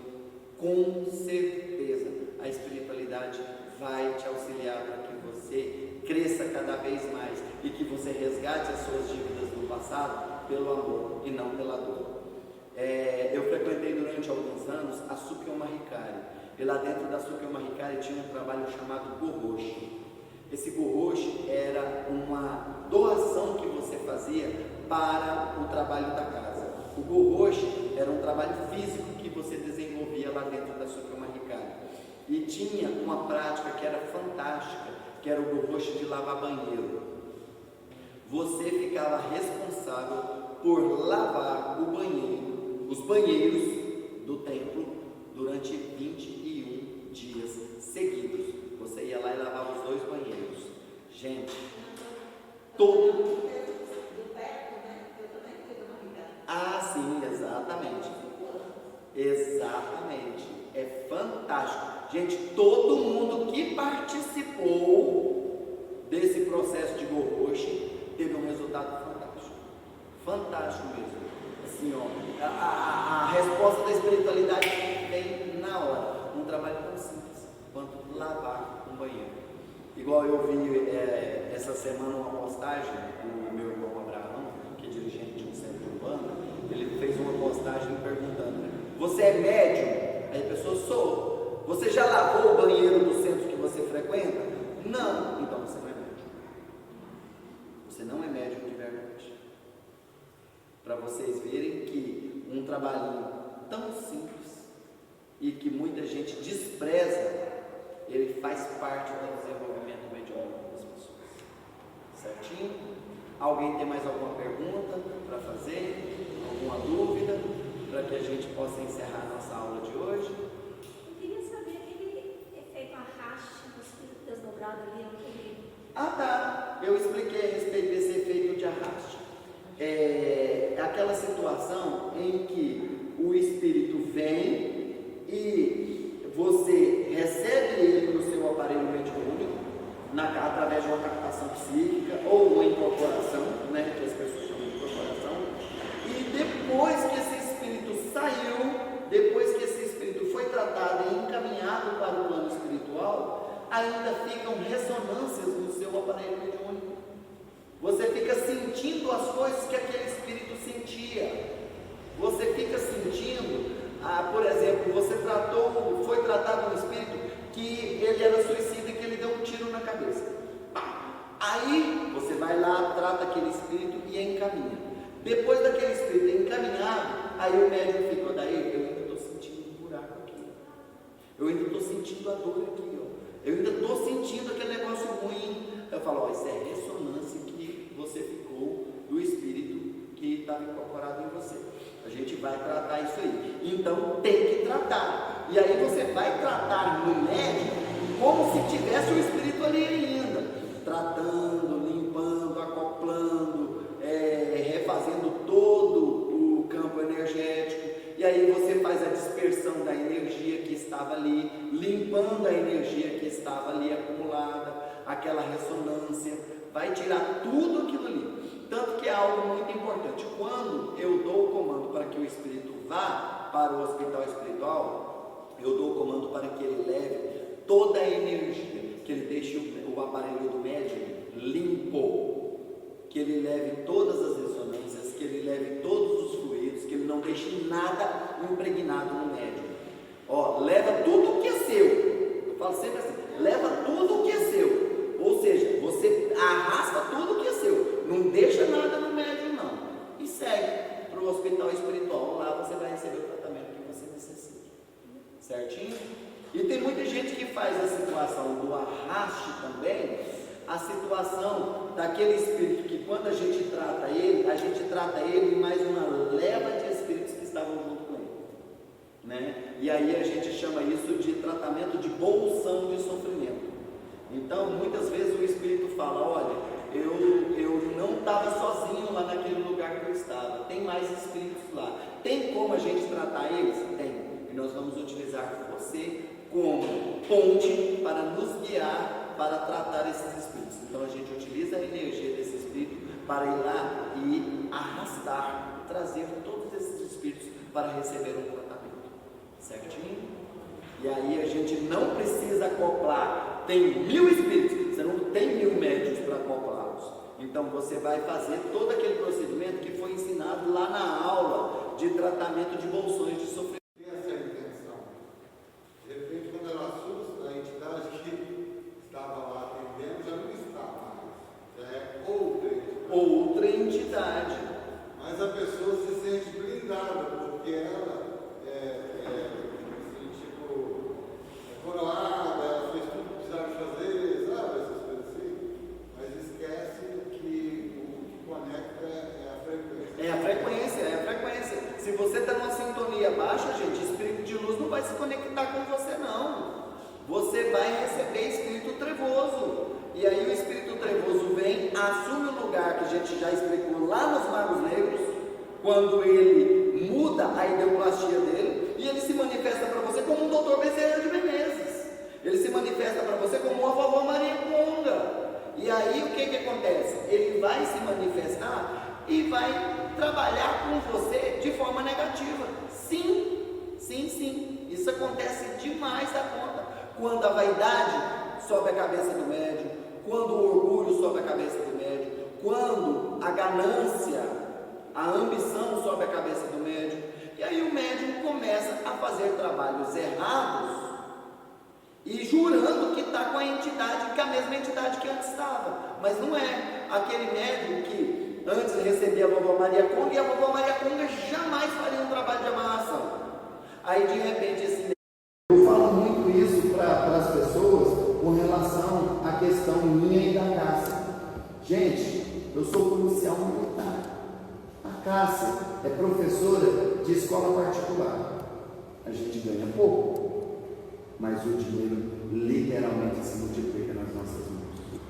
É incrível a prosperidade que nós temos na nossa vida. É fantástico mesmo. Então, eu tenho plena certeza de que a espiritualidade me protege nesse sentido. Que aí eu não preciso ter 2, 3 empregos para poder manter minha família, para manter o sustento da minha família. Eu consigo manter o sustento da minha família com apenas um emprego e podendo trabalhar espiritualmente. Minha saúde, desde criança, sempre fui muito doente. Depois que eu comecei a trabalhar mediunicamente, lá nos 26 anos, quando eu contei a história para vocês, depois disso, a minha saúde vem melhorando dia a dia. E hoje, aos 45 anos, entrando para os 46 anos, eu tenho mais saúde que eu tinha quando eu tinha 26. 20 anos depois, eu estou mais saudável do que naquela época. Porque a espiritualidade sabe que quanto mais saudável eu estiver, mais eu vou poder doar, mais eu vou poder trabalhar, mais eu vou poder servir. E aí é onde a gente vê, por exemplo, um exemplo que ficou claro para todo mundo esses dias, né? Tio Cleobaldo. Tio Cleobaldo pegou Covid-19, mas o trabalho dele é tão maravilhoso, é tão essencial para a espiritualidade, que mesmo ele sendo velhinho daquele jeito, ele se recuperou super bem. Inclusive até mandou um vídeo agradecendo as orações, agradecendo as vibrações de todo mundo, falando: ó, gente, eu estou bem. Para vocês verem, a espiritualidade protege, gente. A espiritualidade cuida sim. Então a gente tem que acreditar nisso. Então ficou essa questão aí, né? Dentro do estudo da Sociedade Brasileira de Apometria, essas 3 situações. O médium que se recusa a trabalhar e aí se ferra, porque ele vai ter que compensar o seu karma de alguma forma. E se ele não compensou pelo amor, ele vai compensar pela dor. Tem a segunda hipótese, que é aquele que desenvolve, mas não se dedica plenamente. Ele tem outros objetivos, ele tem outros interesses e mescla a coisa. Então ele trabalha assim meio a meio. Então o karma dele vai ser compensado meio a meio. Então aquilo que ia se pesar sobre ele não vai pesar mais. Se era para cair um caminhão de tijolo sobre ele, vai cair nele. Já é alguma coisa. É menos dor, menos sofrimento, menos angústia. Agora tem aquele que se dedica plenamente. Aquele que se dedica plenamente, ele tem o apoio e o respaldo total da espiritualidade, em todos os sentidos. É fantástico mesmo o resultado. Aí muita gente vira para mim e fala assim: mas eu já vi tanta gente que se dedicou com tanto amor, com tanto afinco à espiritualidade superior e mesmo assim sofreu. Exemplo, Chico Xavier, né? Mas o Chico sofreu tanto. Ele, assim, mesmo cumprindo o mandato dele, mais de 50 anos de mediunidade, de prática, de caridade, de amor, e mesmo assim o Chico sofreu tanto. Bem, existem aqueles casos em que você lá no passado contraiu tanta dívida, mas tanta dívida, que aí há necessidade de você acabar passando por uma depuração sim. Mas o caso do Chico é um caso bem especial que eu sempre deixo claro. O Chico, ele contraiu o karma no passado e agora ele teve a oportunidade de resgatar. Mas o Chico precisava ascender. Então ele tinha que, naquela única encarnação, assim, limpar tudo que estava para trás. Limpar tudo que estava para trás. Porque o Chico literalmente ascendeu na sua última encarnação. Ele conseguiu completar o seu processo de ascensão. Então o Chico agora, ele só reencarna na Terra se ele quiser. Ele saiu da roda de Sansara. Ele saiu da roda das encarnações, porque ele se livrou completamente. E ele quis, foi isso aí, foi ele que quis, ele quis que isso acontecesse numa única encarnação.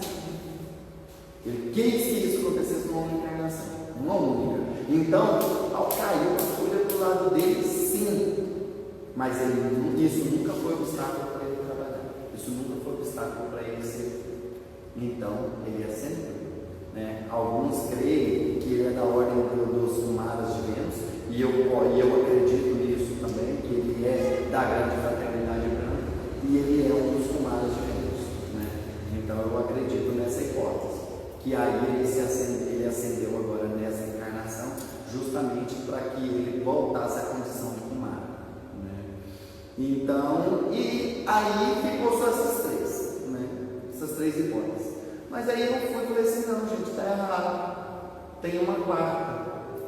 Porque é o seguinte, é a ótima oportunidade, é a oportunidade mais ou menos, e a oportunidade ruim. São os três caminhos. Tem o caminho ótimo, que é aquele que se dedica 100%, o caminho mais ou menos, que é aquele que é o médio meia boca, e aquele que se recusa, o caminho ruim, que tem consequências. Certo?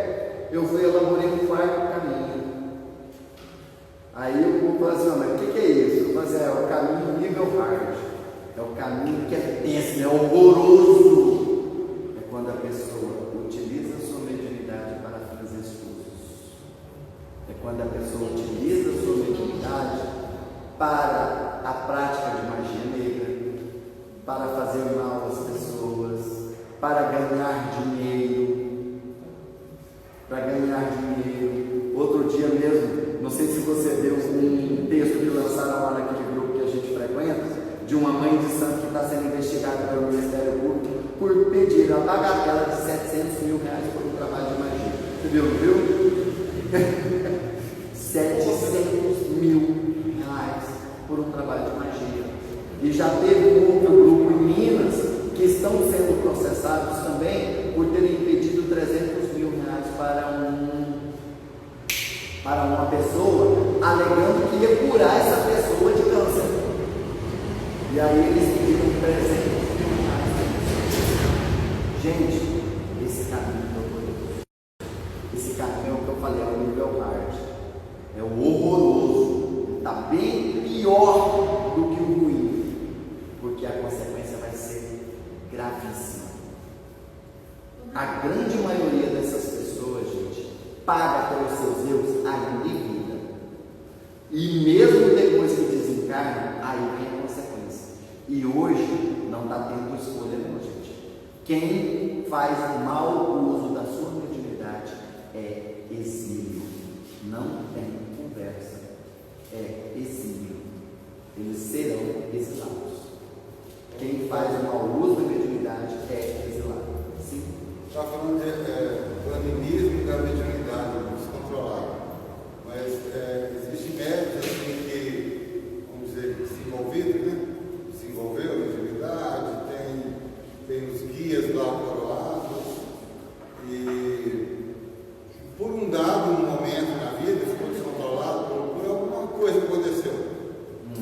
Aí a pessoa começa a usar muito animismo, como ela não está bem, não está cheia de mágoa, não sei o quê, começa a utilizar isso, às vezes até sem ter essa intenção.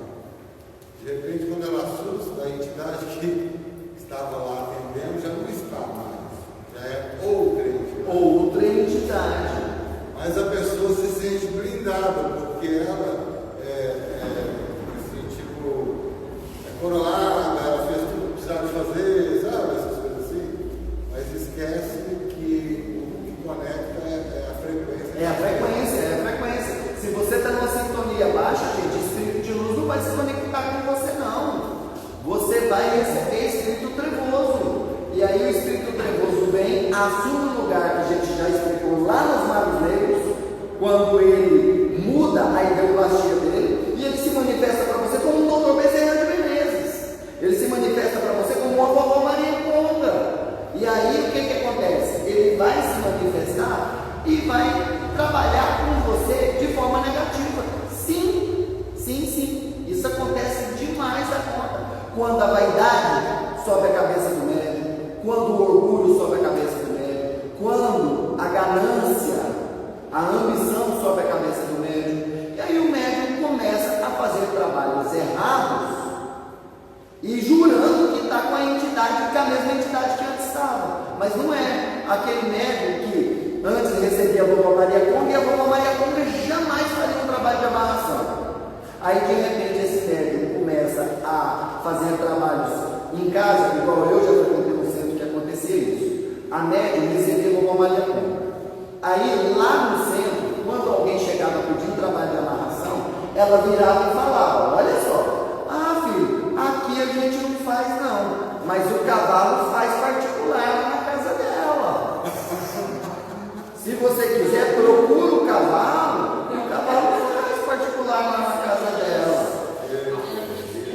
Era aí, né? Você era a vovó Maria Conga? Nunca. E infelizmente essa médium morreu vegetando em cima de uma cama com câncer. Você ia fazer uma pergunta? Eu ia citar um exemplo do João de Deus, né? Que ele veio com um processo bem desenvolvido dentro da espiritualidade. Exatamente. É um dos casos que eu gosto sempre de citar, que a vaidade e a ambição tomou conta. O orgulho tomou conta. Porque ele lá, eu não sei se alguém aqui já foi na casa do Inácio, estou falando porque eu fui, ele lá era tratado assim como um Deus na terra. Ele sentava num trono. Ele sentava num trono, sabe? Ele era assim, bajulado de todas as formas. Aí o que aconteceu? A espiritualidade, a egrégora superior que trabalhava com ele, que era a egrégora de Dom Inácio, se afastou. E outra egrégora tomou conta do trabalho dele. Com o tempo, essa outra egrégora virou para ele e falou: olha, a gente precisa de energia para que a gente continue fazendo os milagres com você. A gente precisa de energia. Qual é a energia? Energia sexual. Não, então eu vou fornecer essa energia para você. Só que com uma questão: a energia do sexo consentido não é a mesma de um sexo roubado, de um sexo feito com violência, com subterfúgios. Então nós precisamos dessa aí. E aí foi quando ele caiu. Ele passou a praticar aqueles atos que ele praticava. Então foi essa egrégora que substituiu. Por quê? Porque ele baixou o padrão que estava fazendo dele por causa da ambição, por causa da ganância, né? E aí virou vítima disso tudo. Então acontece? Sim, acontece mesmo esse tipo de coisa. Por isso que a gente vê tanta casa caindo aí, médium caindo, porque não cobrava consulta, mas cobrava os remédios.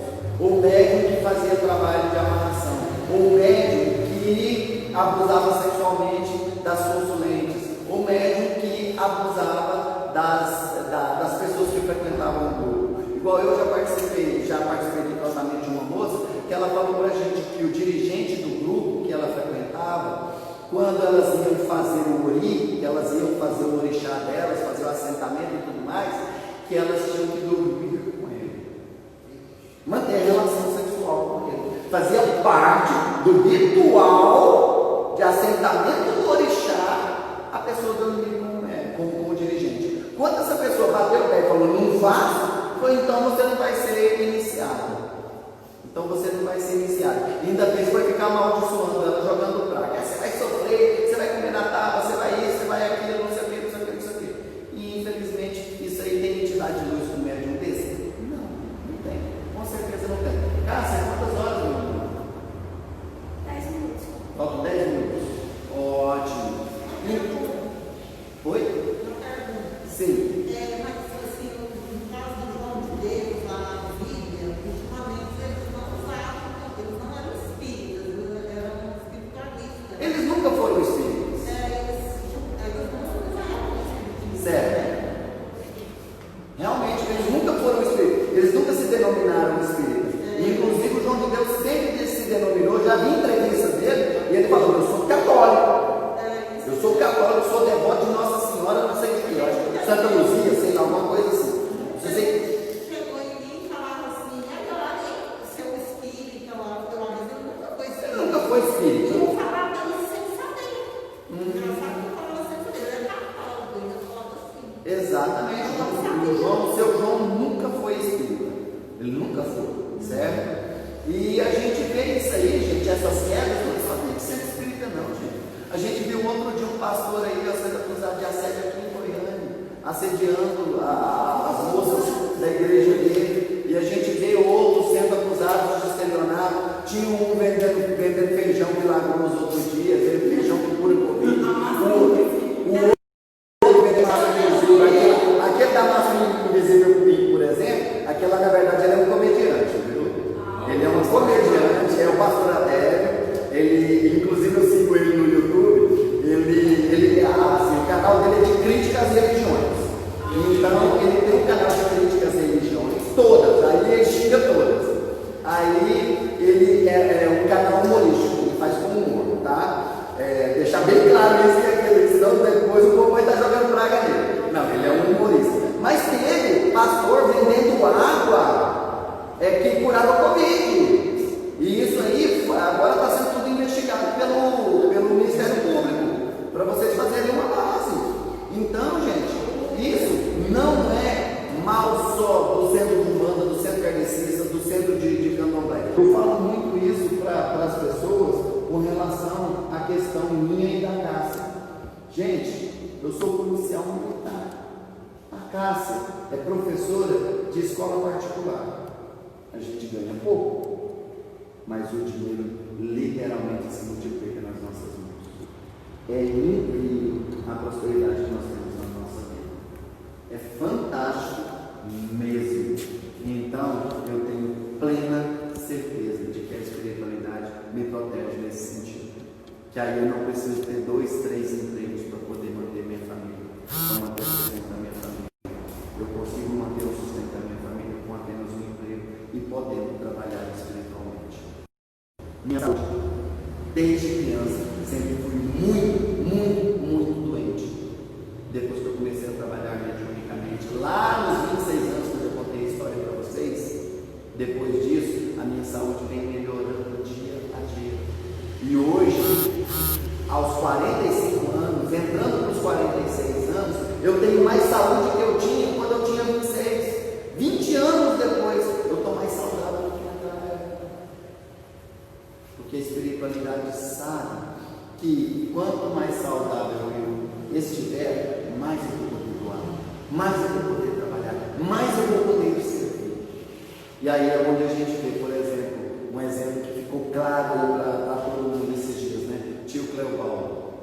Tio Cleobaldo pegou o Covid-19, mas o trabalho dele é tão maravilhoso, é tão essencial para a espiritualidade, que mesmo ele sendo velhinho daquele jeito, ele se recuperou super bem.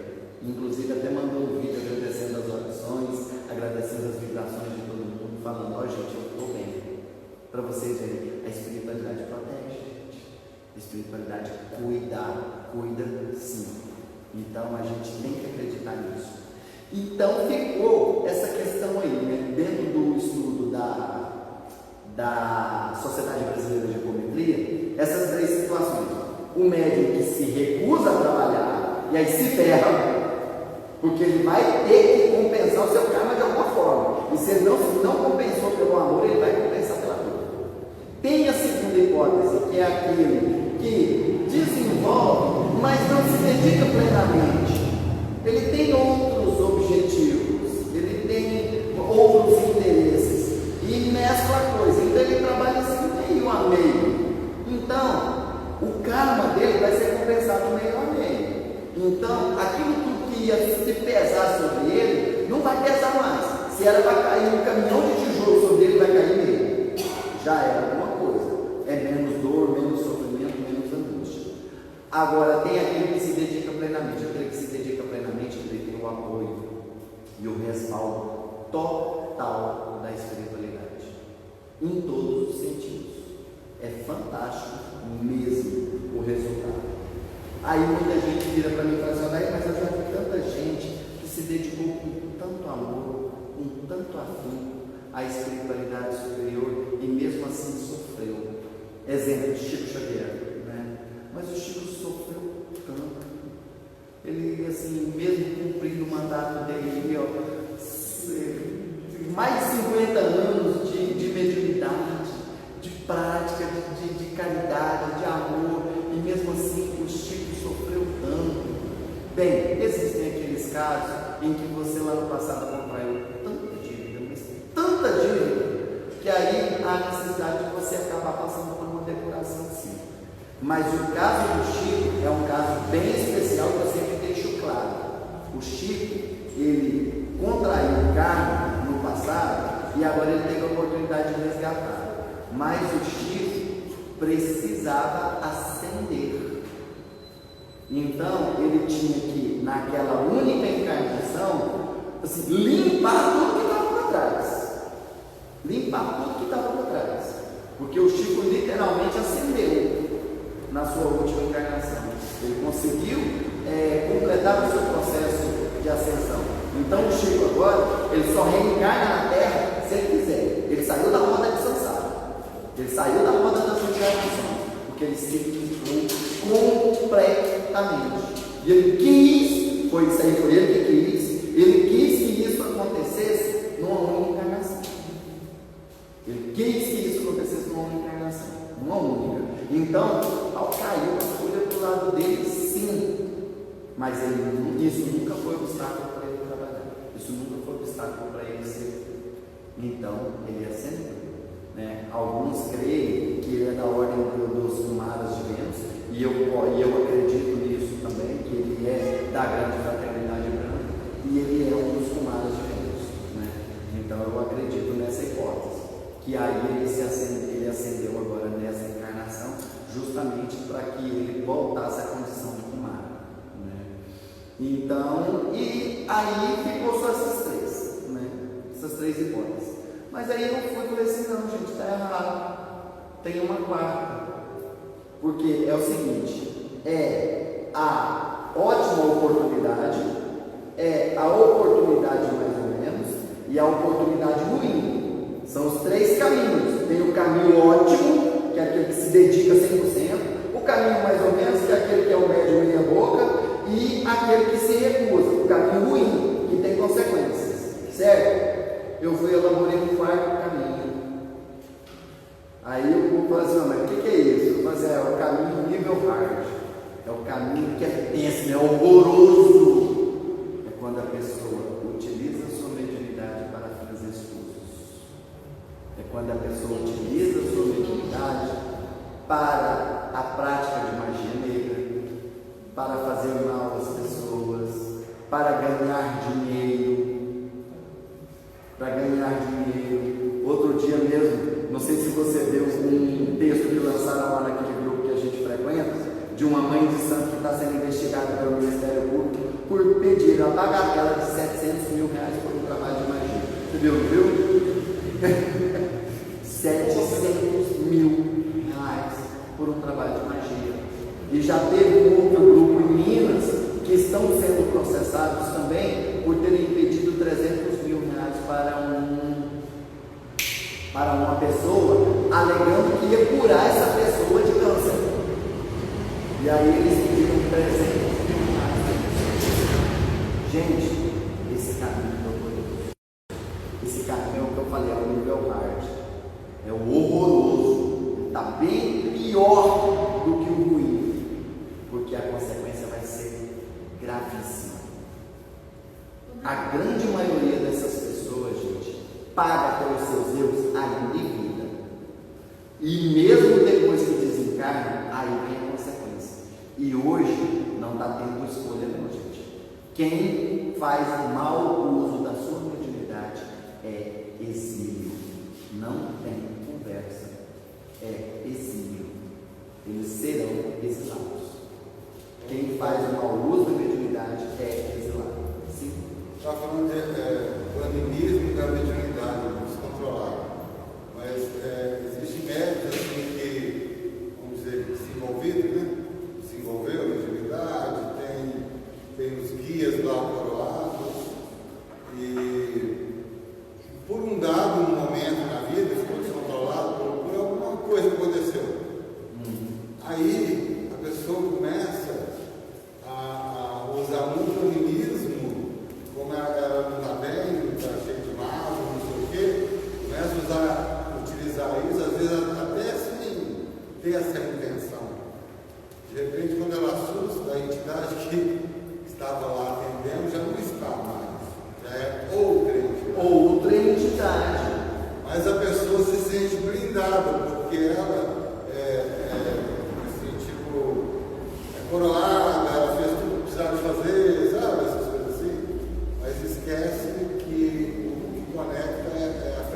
É a frequência, é a frequência. Se você está numa sintonia baixa, gente, espírito de luz não vai se conectar com você, não.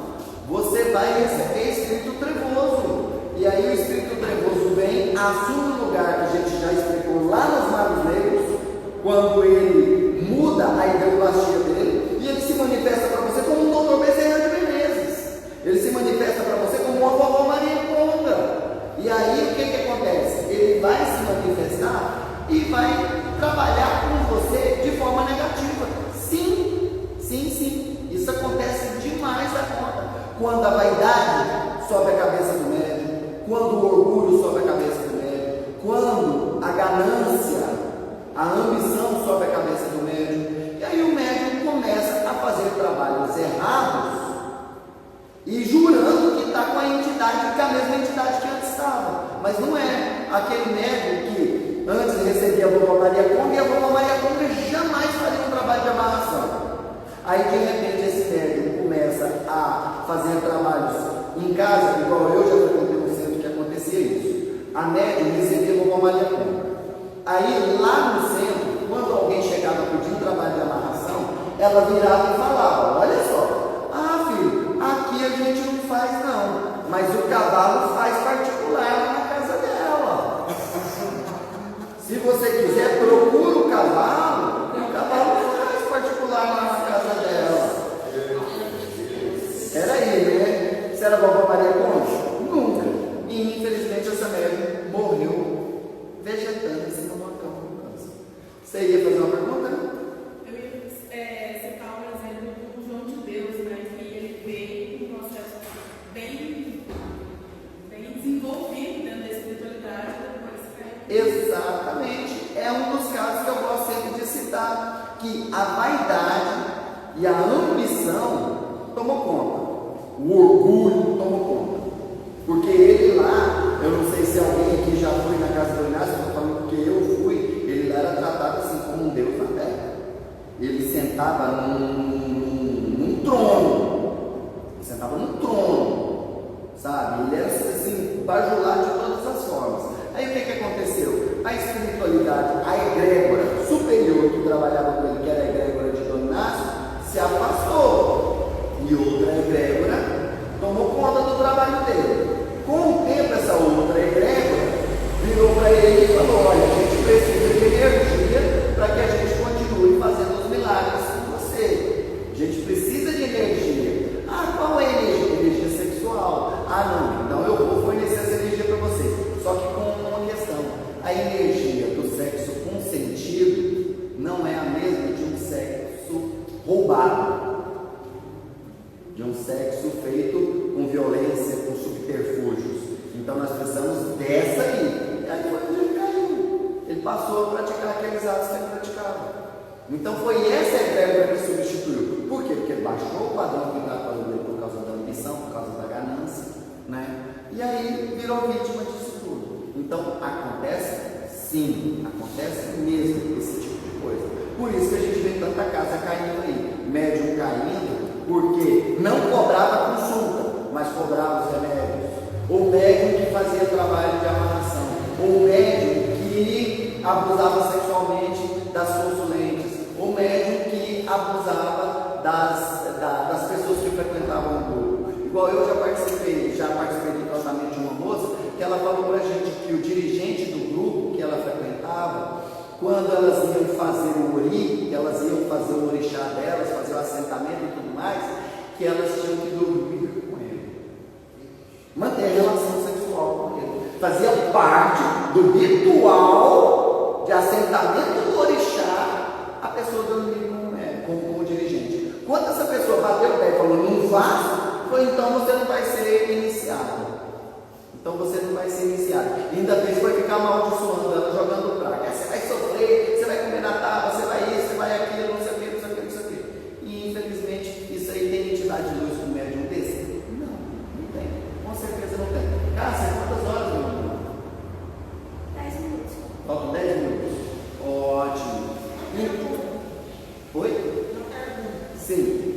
Mas assim, no caso do João de Deus, a Bíblia, ultimamente eles não usavam, eles não eram espíritas, eram espiritualistas. Eles nunca foram espíritos.